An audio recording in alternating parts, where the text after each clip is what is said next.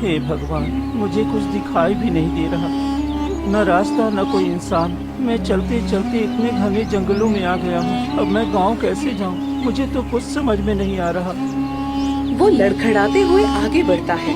तभी झाड़ियों के पीछे से एक डकैत उसे देख लेता है। अरे वाह, ये तो अच्छे घर का लगता है, कपड़ा भी बढ़िया है। अगर इसे पकड़ लूं तो इसके घर वालों से ढेर सारा पैसा वसूल कर सकता हूँ। हाँ, यही ठीक रहेगा। वो दबे पांव गोपाल के पास आता है और उसके गर्दन पर चाकू रख देता है। कौन है? कौन पकड़ रहा है मुझे? छोड़ दो, मुझे जाने दो, भगवान के लिए मुझे छोड़ दो। गोपाल घबराकर हाथ बढ़ाता है और गलती से उसका हाथ डकैत के सिर पर पड़ जाता है। अचानक एक अजीब सी चमक होती है और वो डकैत सोने की मूर्ति बन जाता है। अरे अरे, ये क्या हुआ? तुम कुछ बोल क्यों नहीं रहे हो? ये कैसी ठंडी देह है? ये तो मूर्ति बन गया। वो घबराकर पीछे हट जाता है। हे भगवान, ये क्या हुआ मेरे साथ? ये इंसान मूर्ति कैसे बन गया? ये कोई श्राप है या वरदान? मुझे तो कुछ समझ में नहीं आ रहा।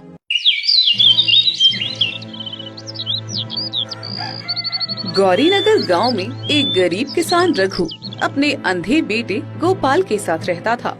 वो बड़ी मुश्किल से अपने बेटे का देखभाल कर पाता था। गोपाल, मैं जंगल जा रहा हूँ लकड़ी काटने। तुम घर से कहीं मत जाना, मैं जल्दी ही लकड़ी लेकर वापस आऊंगा। उसके बाद मुझे खेत भी जाना है, ठीक है? जी पिताजी, मैं कहीं नहीं जाऊंगा, यहीं पर आपका इंतजार करूंगा। रघु कुल्हाड़ी लेकर घने जंगलों की तरफ चल देता है।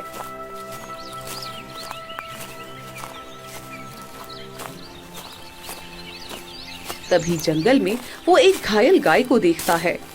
अरे, इतने घने जंगलों में भला एक घायल गाय क्या कर रही है? मुझे देखना चाहिए, वो ठीक है या नहीं। तुम मेरी मदद कर दो। मेरे ऊपर एक शेर ने हमला किया है। मेरी बछड़ी को मैंने झाड़ियों के पीछे छुपा दिया है। तुम उसकी देखभाल करो, भगवान तुम्हारा भला करेगा, कभी कोई तकलीफ नहीं होगी। तुम तो बोलती हो, तुम कोई साधारण गाय नहीं लगती। मैं साधारण गाय नहीं हूँ। मुझे वरदान मिला है कि मैं कुछ इंसानों से बातें कर सकती हूँ और सिर्फ जो नेक इंसान होगा वही मेरी भाषा समझ सकेगा। यानी कि तुम मेरी भाषा समझ रहे हो तो दिल के तुम बहुत नेक इंसान हो। मुझ पर एक एहसान करो, मेरी बछड़ी को ले जाओ और उसकी देखभाल करो। तुम्हारी बछड़ी वो ठीक तो है ना? हाँ, वो ठीक है, पर शेर किसी भी वक्त उसे मार देगा। मुझ पर रहम करो और मेरे बच्चे को अपने साथ ले जाओ। ठीक है, मैं तुम्हें वचन देता हूँ कि तुम्हारे बच्चे को भी मैं अपने बच्चों की तरह पालूंगा। तभी झाड़ियों से एक छोटा बछड़ा बाहर आता है। तभी गाय की मृत्यु हो जाती है। नहीं माँ, तू मुझे छोड़कर नहीं जा सकती। माँ, उठो ना, मेरा अब देखभाल कौन करेगा? शांत हो जा बेटी, अब तुम्हारी माँ इस दुनिया में नहीं रही। अब से हम तीनों हमेशा एक परिवार बनकर रहेंगे। पर मेरी माँ मुझे छोड़कर नहीं जा सकती। ये तो कुदरत का नियम है, जो आया है उसे जाना ही पड़ता है। रुको, मैं तुम्हारी माँ की अंतिम यात्रा अच्छी तरह से कर देता हूँ। रघु मिट्टी खोदकर गाय को दफनाता है और बछड़े को लेकर अपने घर आ जाता है।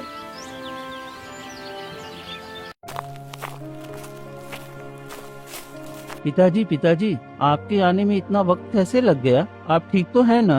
हाँ, मैं बिल्कुल ठीक हूँ बेटा। और देखो बेटा, तू कहता रहता था ना तेरा कोई अच्छा दोस्त नहीं है। मैं तुम्हारे लिए एक अच्छा दोस्त लेकर आया हूँ। क्या सच में पिताजी? कहाँ है मेरा दोस्त? ये देखो, एक बछड़ी है, एक गाय का बच्चा है जो बिल्कुल अनाथ है। अब हम तीनों एक परिवार की तरह रहेंगे। क्या सच में? तब तो बहुत मजा आएगा पिताजी। लेकिन ये देख नहीं सकता है। नहीं, ये देख नहीं सकता, ये जन्म से ही अंधा है। इसलिए अब से तुम दोनों एक अच्छे दोस्त की तरह पूरी जिंदगी साथ रहना, और कभी मुझे कुछ हो जाए तो तुम दोनों अलग मत होना। मैं वचन देती हूँ कि मैं तुम्हारे बेटे को कभी कुछ नहीं होने दूंगी और हम दोनों एक अच्छे दोस्त की तरह हमेशा साथ रहेंगे।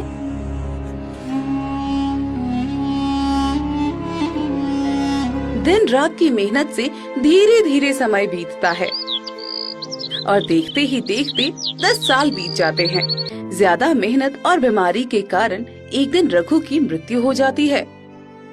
पिताजी, पिताजी क्या हो गया? आप कुछ बोल क्यों नहीं रहे हैं? गौरी, पिताजी को क्या हो गया?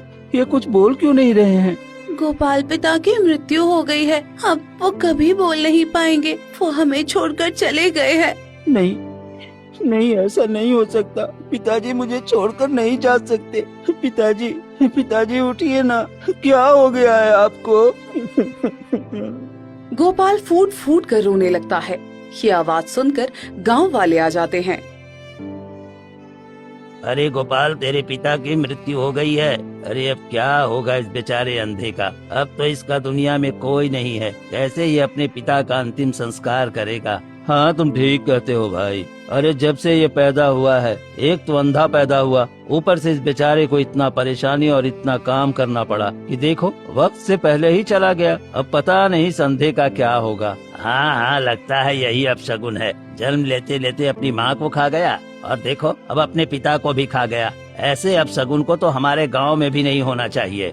आप लोग ये कैसी बातें कर रहे हो? मेरे पिताजी की मृत्यु हो गई है और आप लोग अभी भी उल्टी सीधी बातें कर रहे हो। चले जाओ यहाँ से। अगर मेरे गम में शामिल नहीं हो सकते तो कम से कम मुझे ताना मत मारो, ये ठीक नहीं है। अरे इसकी अकड़ तो देखो, एक तो ये अंधा है और ऊपर से इसकी हालत इतनी कमजोर है। अरे अब तो संभल कर बात किया कर। एक तू और एक ये तेरा गाय, तुम दोनों क्या कर लोगे? हाँ? पूरे गांव में तो भूखे मरोगे।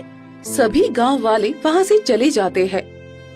गोपाल, अपना दिल छोटा मत करो, गांव वाले तो ताने देते हैं। मैं तुम्हारी जिम्मेदारी उठाऊंगी, तुम्हें कुछ भी नहीं होने दूंगी। तुम्हारे पिता को वचन दिया था, उन्होंने मुझे अपना समझा, तो मैं तुम्हारा सहारा बनूंगी, तुम्हारी अच्छी तरह देखभाल करूंगी। गोपाल और गौरी मिलकर रघु का अंतिम संस्कार करते हैं। कुछ दिन बीतते हैं।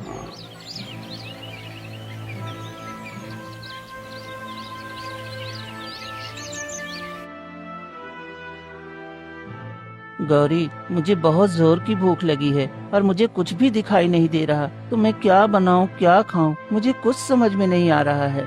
मैं कुछ खाने का इंतजाम करके आती हूँ। गौरी घर से निकलकर गांव वालों के पास जाकर खड़ी हो जाती है। कोई कुछ खाने को दे दो। ये गाय यहाँ पर क्या कर रही है? लगता है हमसे कुछ कह रही है। अरे गाय भला कैसे बोल सकती है? तुम्हें जरूर कोई नशा हुआ है। अरे जा जा जा यहाँ से, तेरा साया हमारे ऊपर मुसीबत लाने वाला जैसा है। जा जा यहाँ से। गौरी को भगा दिया जाता है और वो कई जगह मदद मांगती है, लेकिन कोई उसकी मदद नहीं करता। थक हार कर गौरी घर वापस आती है।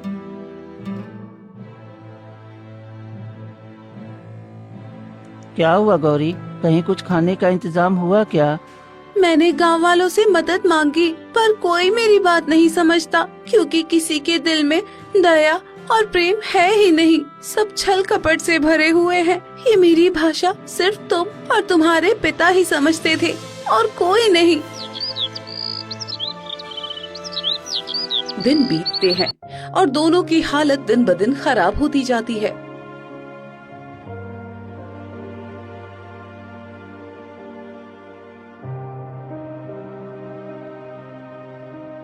गौरी, चलो मैं तुम्हारे साथ चलता हूँ, शायद कोई हमारी मदद कर दे।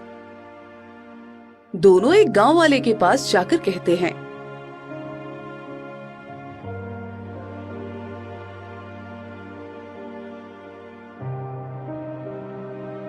भगवान के नाम पर कुछ खाने को दे दो काका। हम दोनों कई दिनों से भूखे हैं। पिताजी नहीं है, जिस वजह से हमने कुछ खाया भी नहीं है। अरे जा जा, तुम जैसे मनुष्य का यहाँ रहना बेकार है। निकल जा मेरे गांव से। हाँ, बिल्कुल ठीक कहता है। अरे तुम्हारा अपशगुन अब हमारे गांव पर भी पड़ रहा है। तेरी पड़ोसन ने कहा है कि उसने तुम्हें एक बार खाना खिलाया था, इसलिए उसकी जान अब खतरे में है। इसलिए तुम दोनों हमारे गांव से निकल जाओ। सभी गांव के लोग मिलकर उन्हें भगाने लगते हैं। भगवान के लिए ऐसा मत करो। गांव वाले उनकी एक नहीं सुनते। गोपाल, चलो, ये लोग हमारी कोई मदद नहीं करेंगे और हमें मार भी सकते हैं। हमें यहाँ नहीं रहना चाहिए। चलो निकलते हैं। गौरी गोपाल को लेकर गांव से निकल जाती है।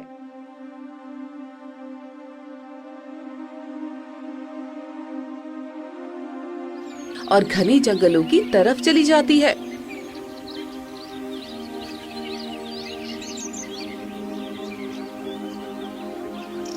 गौरी, हम कहाँ जा रहे हैं? चिंता मत करो गोपाल, अब तो गांव वाले हमें रहने नहीं देंगे, तो कहीं न कहीं रहने का इंतजाम करना होगा। चलो जंगल में ही चलते हैं। वहाँ तो जिनका गांव में ठिकाना नहीं होता, उनको जंगल में जगह मिल ही जाती है। चलो चलते हैं। दोनों आगे जा ही रहे होते हैं कि अचानक किसी के कराहने की आवाज आती है। गौरी, ये कराहने की आवाज किसकी है? लगता है कोई मुसीबत में है, हमें उसकी मदद करनी चाहिए। हाँ हाँ, क्यों नहीं, चलो देखते हैं आखिर कौन मुसीबत में है। दोनों आगे बढ़ते हैं और एक साधु को घायल अवस्था में जमीन पर पड़ा देखते हैं।